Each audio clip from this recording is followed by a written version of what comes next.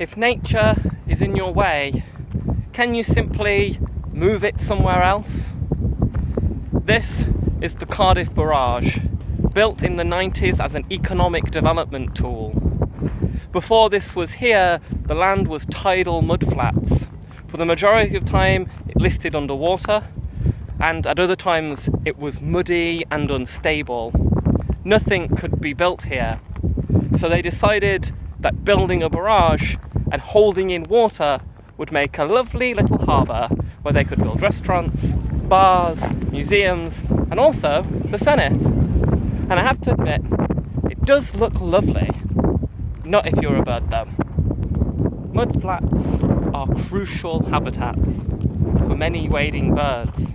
Oyster catchers, sanderlings, curlew, avocets, and many more depend on them for feeding grounds and nesting sites, even stop-off points during migration.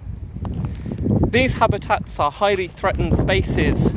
Few remain as they have been cultivated, drained, and built upon. The invertebrates who call these sites home, the visiting birds, even sea mammals and fish cannot easily move on. After all, there is immense pressure on these environments, habitats squeezed into smaller and smaller places. All this was known before they built the barrage, and these concerns were well founded. Since the barrage went up, almost all shorebirds, shelducks and shovelers no longer feed in the bay, and displaced redshank have significantly reduced survival rates.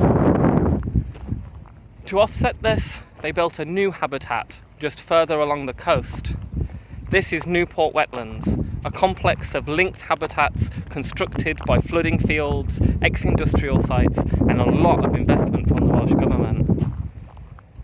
Has it helped? Well, it's certainly not bad.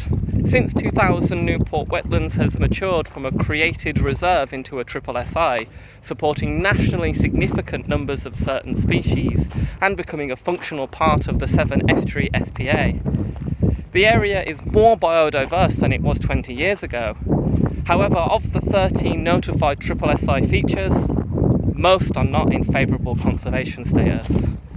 There is a concerningly low level of reproduction among avocets and lapwing, two species which have suffered major losses in recent years and who were breeding in Cardiff Bay before the barrage is built. It's unclear why. Even numbers of black-tailed godwit are down on the site, where elsewhere in the estuary numbers are up. So, to answer the question of whether you can relocate nature, you can, but it's not easy. It's very slow, things get worse before they get better, and it's really expensive. The money poured into this project is immense, and annual running costs go on. With that, and the maintenance costs of the barrage itself, it makes you wonder if it was worth it. If you ask me, I would have preferred the money to be spent on improving the management of the mudflats, as was. That kind of investment into nature would bring a very unique edge to Cardiff and send a message that Wales is passionate about its natural heritage.